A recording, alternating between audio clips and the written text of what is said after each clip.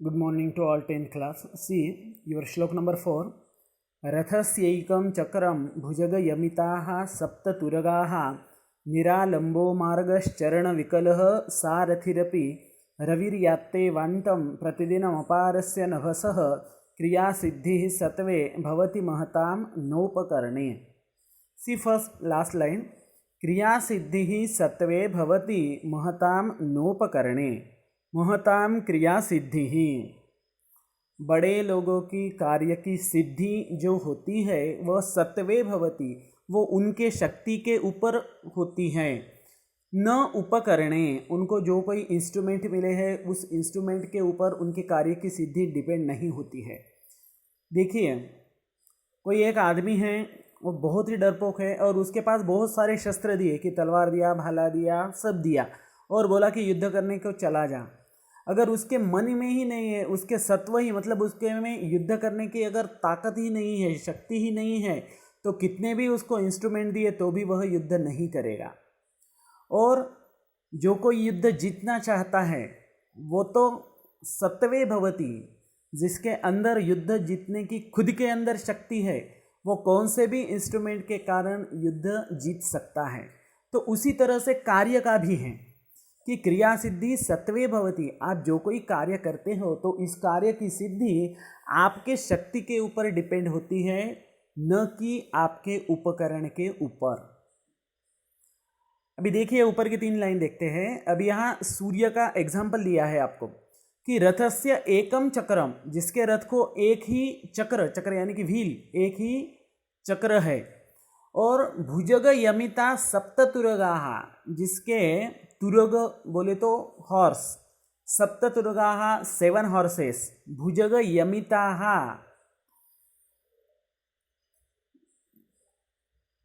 Rain with the serpents, जिसके 7 घोड़े जो है वो सांपों के लगामों से नियंत्रित किए गए हैं.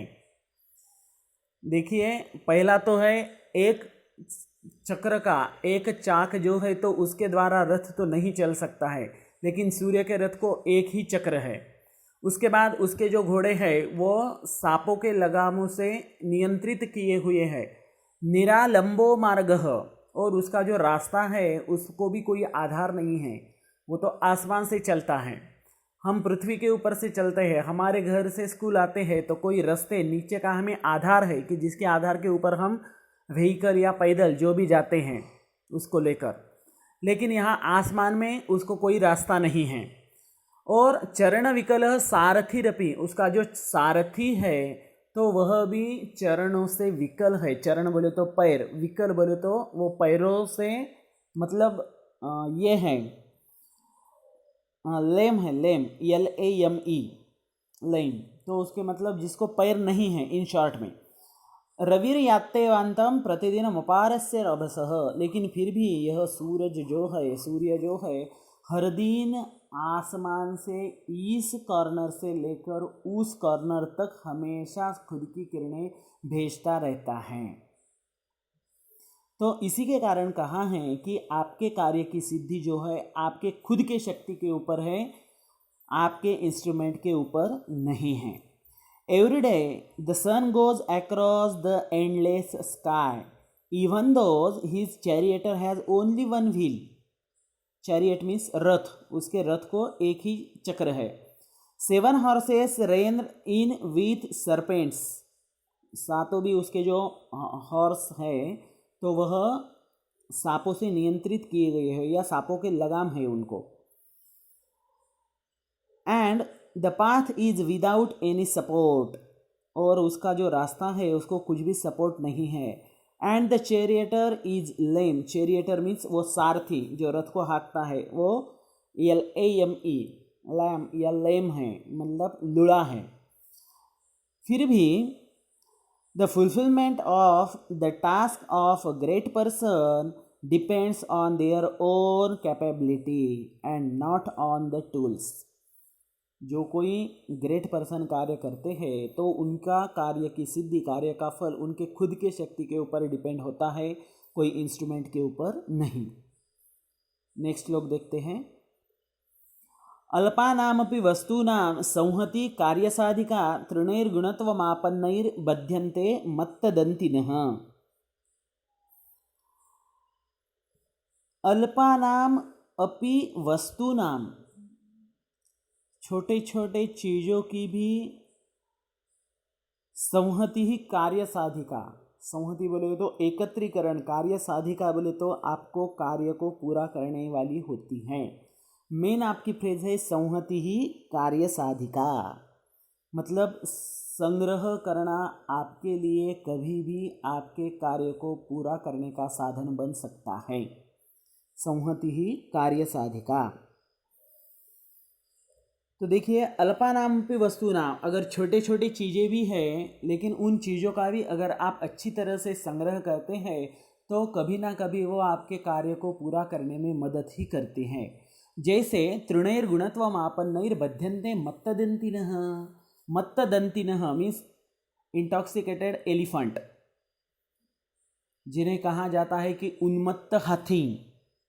तो इन हाथियों को भी तृणैः गुणत्वम आपन्नैर्बध्यते। तृण बोले तो तिनखा, ग्रास। एक ग्रास लेते हैं, एक तिनखा लेते हैं तो उसकी कोई कीमत नहीं है, लेकिन वही तिनखों से अगर बहुत सारे तिनखे मिलाकर कोई एकाध गुण, गुण बोले तो रज्जु, रज्जु का अर्थ होता है रस्सी, एकाध रस्सी निर्माण करते हैं तो उन रस्सी को द्वारा मदोन्मत्त हाथियों को भी बांधा जा सकता है। मतलब आपको इम्पोर्टेंस बता रहे हैं, छोटी से छोटी चीज़ के द्वारा भी बड़ी से बड़ी उन्मत्त चीज़ भी कंट्रोल में ला सकते हैं। इसी के कारण कहा जाता है संहति कार्य साधिका। The unity of even small और insignificant things accomplishes work. Insignificant ये बहुत ही छोटी हैं, स्मॉल है, तो लेकिन यह चीज़ों की भी अगर यूनिटी करते हैं तो अकम्प्लिशेस वर्क, तो उसके द्वारा भी हम कोई कार्य पूरा कर सकते हैं। संहति कार्य साधिका। और एग्जाम्पल दिया है हाथी का। The blades of dry grass, मतलब सूखे हुए ग्रास की जो तिनखे होते हैं तो उनके द्वारा which have been turned into a rope, जिनको कि अगर डोरी का रूप दिया जाता है तो it can tie even the intoxicated elephants, तो उनके द्वारा जो मदोन्मत्त हाथी है उनको भी बांधा जा सकता है। मतलब छोटी से छोटी चीज़ भी आपके बहुत बड़े काम आ सकती हैं। उसके बाद श्लोक नंबर 6। प्रथम वयसि पीतं तोयमल्पं स्मरन्तः शिरसि निहितभारा नारिकेला नराणां ददति जलमनल्पा स्वादमा जीवितान्तं नहि कृतम् उपकारं साधवो विस्मरन्ति। तो देखिए, नहीं कृतम उपकारम साधवः विस्मरन्ति। साधु लोग जो होते हैं वह न विस्मरन्ति, विस्मरन्ति बोले तो भूल जाना, न विस्मरन्ति बोले तो कभी ही नहीं भूलते हैं। क्या नहीं भूलते हैं? कृतम उपकारम। अगर उनके ऊपर आप कोई उपकार करते हैं या उनके लिए अगर आप कोई कार्य करते हैं तो वह, अगर आपने उनके लिए थोड़ा भी कार्य किया तो वो आपके लिए बहुत ज़्यादा कार्य करते हैं, और आपने उनके लिए जो कार्य किया वो कार्य के वो श्रेष्ठ लोग कभी भी नहीं भूलते हैं। देखिए, प्रथम वयसि पीतम, जब पहले उसकी एज था तो स्मॉल एज में, इन शॉर्ट, प्रथम वयसि मीन्स इन शॉर्ट एज, जब थोड़ा सा ही छोटा होता है तब। प्रथम वयसि पीतम तोयम अल्पम स्मरंत, तोयम बोले तो वाटर, अल्पम बोले तो थोड़ा, पीतम बोले तो पिया हुआ, स्मरंत बोले तो उसको याद करते हुए। जब वह छोटा था तब जिस कौन से मालिक ने उसको थोड़ा थोड़ा पानी दिया था उस पेड़ को, तो उसी मालिक को या उसी उपकार को स्मरण करते हुए शिरसि निहित भारा नारिकेला नराणाम, यह नारियल का जो पेड़ है तो खुद के सर के ऊपर बहुत सारा भार धारण करके लोगों के लिए जो है वह जलम ददाती, वह पानी, शुद्ध पानी देता है। नारियल का पानी बहुत गुणकारी होता है। और जलम ददति मनल्पा स्वादमा जीवितांतम, जीने वाले को लिए वह अपूर्व स्वाद का इस तरह का मीठा फल देता है। क्योंकि सही है कि सज्जन लोग, जो श्रेष्ठ लोग होते हैं, तो वह खुद के ऊपर किए हुए उपकार कभी भी नहीं भूलते हैं। यहाँ आपको पेड़ का एग्जाम्पल देकर श्रेष्ठ व्यक्तियों के बारे में चीज़ बताई हुई है। तो श्रेष्ठ लोग भी उसी तरह से होते हैं, अगर आप उनके लिए थोड़ा भी उपकार करते हैं तो वो आपके लिए बहुत ज़्यादा कार्य करते हैं। अभी लास्ट देखिए लास्ट श्लोक जो है आपका हास्योक्ति है, मतलब ये आपको हंसने के लिए है, इसको जीवन में आपको कभी धारण नहीं करना है। घटम भिन्यात् पटम छिन्द्यात् कुर्याद् रासवरोहणम येन केन प्रकारेण प्रसिद्धः पुरुषो भवेत्।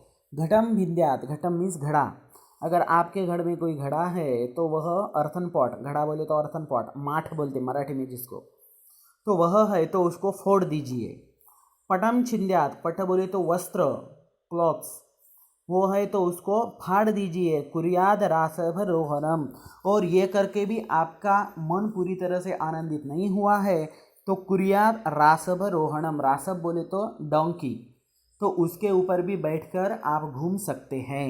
येन केन प्रकारेण प्रसिद्ध पुरुषो भवेत्, कि जिस कौन से भी प्रकार के कारण वह पुरुष कम से कम प्रसिद्ध तो भी हो जाएगा। देखो प्रसिद्धि करने के लिए लोग क्या क्या नहीं करते हैं, लेकिन ये ऐसे उल्टे काम आपको नहीं करना है कभी, या बुरे काम प्रसिद्धि के लिए कभी भी नहीं करना है। तो यह आपके लिए एक हास्योक्ति है कि घर का जो है वह अर्थन पॉट फोड़ दो, उससे नहीं होता है तो कपड़े फाड़ दो, उससे नहीं होता है तो गधे के ऊपर बैठकर चले जाओ, कि जिसके कारण आपकी प्रसिद्धि हो जाएगी। लेकिन ये सभी रास्ते जो आजमाए हुए हैं ये गलत है। आपको प्रसिद्ध होना है तो इंटेलिजेंट के द्वारा प्रसिद्ध हो जाइए, आपके संस्कारों के द्वारा प्रसिद्ध हो जाइए। तो यह आपको जीवन में नहीं धारण करना है, क्योंकि ऐसे बेवकूफ़ काम तो शायद कोई बेवकूफ़ व्यक्ति ही करेगा, बाकी तो कोई नहीं करेगा ये ऐसे काम। तो ठीक है, देखिए आज के 4 श्लोक, श्लोक number 4, 5, 6 and 7। If you have any doubt then call me directly. Okay, thanks.